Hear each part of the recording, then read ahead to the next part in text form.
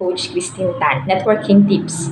So, ano bang gagawin natin kapag yung mga direct natin ay hindi pa gumagalaw? Ako kasi, isa akong networking, hindi talaga ako umasa sa mga direct dito. Hindi ako po ng mga ng upline na, huy, hataw na.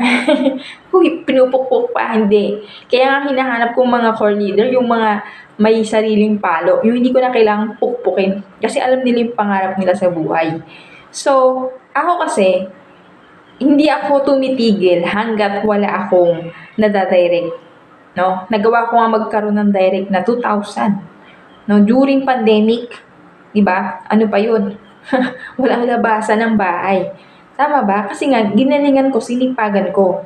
So, the more na marami kang ginagawa, the more na marami kang ginagawang activities na magpapasok ng PMs, dadami talaga direct mo. So, doon ako nagpo-focus. Naghahanap lang ako ng mga tao na gusto rin kumita at tinuturuan ko sila. So, doon ako nakapokus. Kasi guys, hindi magiging masipag yung mga leader mo kung hindi ka rin masipag. So, pag nakita nilang nagsisipag ka at kumita ka na, so, saka sila magkakandara pa, Nay, hataw na ako. Diba? Ganun lang yun. Kung anong ginagawa ni upline, yun din yung gagawin ng mga downline niya. Kung nakita niyang masipag si upline, naghahataw, nag-hustle, nag-activities, na gawa ka lang ng mga activities na magpapasok ng PIN sa'yo. So, yun yung maia-advise ko dun sa mga nahihirapan. Kasi may nagtanong sa akin, ang tanong niya, Coach Christine, nahihirapan po ako na paggalawin yung mga downlines ko.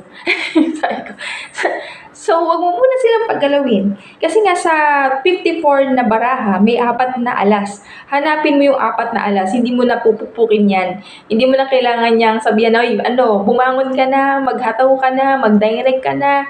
Diba? Hindi mo na kailangan sabihin na, ito yung pangarap mo. Hindi mo na kailangan i-motivate sila. Kasi nga, yan yung mga taong minumotivate nila yung sarili nila. Ako kahit hindi ako i-motivate ng upline ko, o kahit walang pakialam sa akin yung upline ko, hindi ako nanghihina dun kasi kaya kong i-motivate yung sarili ko dahil meron akong pangarap eh. 'Di ba? Ano ba yung pangarap mo? Yun lang kunin mo. Pangarap mo ba na makabawi sa magulang mo? 'Di ba? O pangarap mo ba na makabawi sa anak mo bago ka mawala sa mundong ito? Yun lang. Isipin mo lagi yun na bukas baka wala ka na. Nagawa mo na ba yung magandang buhay para sa pamilya mo na maiiwan mo? Meron ka na bang pamana sa kanila? Hindi ba sila maghihirap pag nawala ka? Yun lang, i-motivate mo yung sarili mo. Pag ginawa mo yun, lalabas yung potential mo, makakapag-isip ka ng mga activities na magpapasok, na maraming pay-ins, no? Ako kasi pag naglo-law of attraction din ako eh. Law of attraction with action na. Hindi yun yung law of attraction na wala kang gagawin. Nag-action ka na, ina-attract mo pa siya. So, yung mga tamang tao, attract natin. Alignment lang yan. Kailangan lang natin ng good energy. Para yung mga tao ma-attract natin good energy. Marami ding pera. Kasi mahirap namang magpasali. Kung pinapasali mo, wala rin pera. Diba? So, i-attract mo yung mga taong maraming pera. Para pag pinakita mo yung negosyo mo, mag-join agad yan. Ganun lang kasimple. So, thank you and God bless. I hope na meron kang natutunan. Subscribe my YouTube channel, Christine Tan TV. Bye-bye!